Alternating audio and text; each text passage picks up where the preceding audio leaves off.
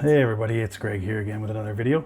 So this one's on it's actually a Whirlpool stove, and you can actually get into diagnostics fairly easily.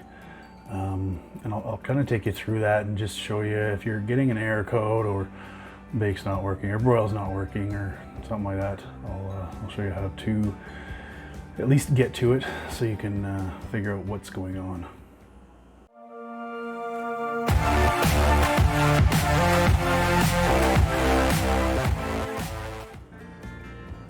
Alright, so this is the stove here. So we'll get in nice and close on this board so I'll be able to show you what's going on. Perfect. Okay, so there's going to be a bunch of button pressing we'll have to do here, but to get into it, this is almost every Whirlpool stove, which is nice for diagnostics anyway. But so you hit the cancel, start, and it'll show you that it's in the test. So what we want to do next is hit the up arrow.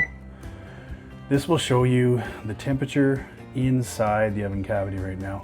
Mine's a little warmer than it normally is, just because I was playing around with the bake and the broil, making sure that they work. So it's also a good, I guess, way to, if you run the bake and you don't feel like it's quite hot enough, what you can do is hit that cancel start and then hit that up arrow once, and it'll show you the actual temperature inside the oven. Now that temperature fluctuates quite a bit, and if there is a problem with the board or the sensor, it's going to tell you maybe something different than what it should be. So don't, offset the stove quite yet. But anyway, so we hit that up arrow again. So this is the temperature offset. Okay, so if there is an offset programmed into the stove already, it will display here, and it'll show, I think it goes up to 20 degrees, positive or negative, depending on what you set it to. So if we hit that arrow up again, this is the software version. You don't do anything in here. I wouldn't really play around too much in there, because you don't want to change that version, because that's set to your stove. So we'll hit the up arrow again. This is the memory check, basically.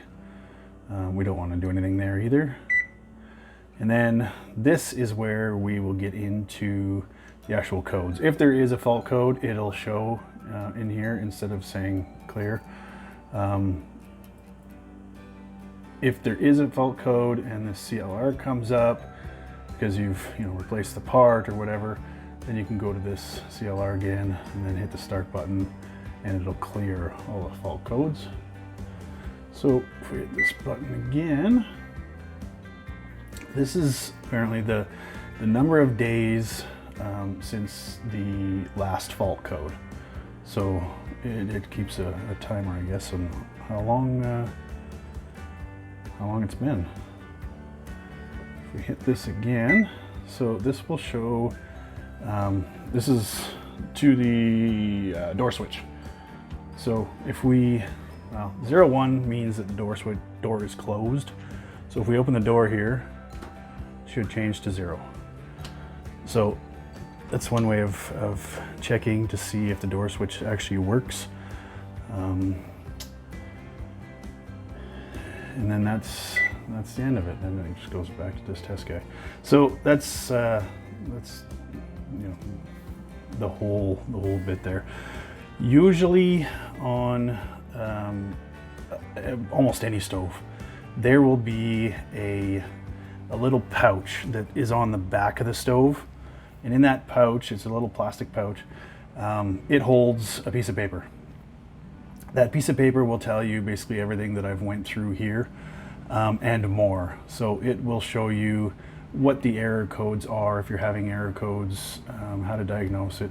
On this one, somebody has already taken it off on this stove, and I don't know, put it in their toolbox or something, but it's not here, so I couldn't show you. But that if for some reason yours is missing too, You can always just check online. Just either enter your model number online and then hit error codes, or you can just say, you know, Whirlpool error codes, and it should bring up the codes for a stove.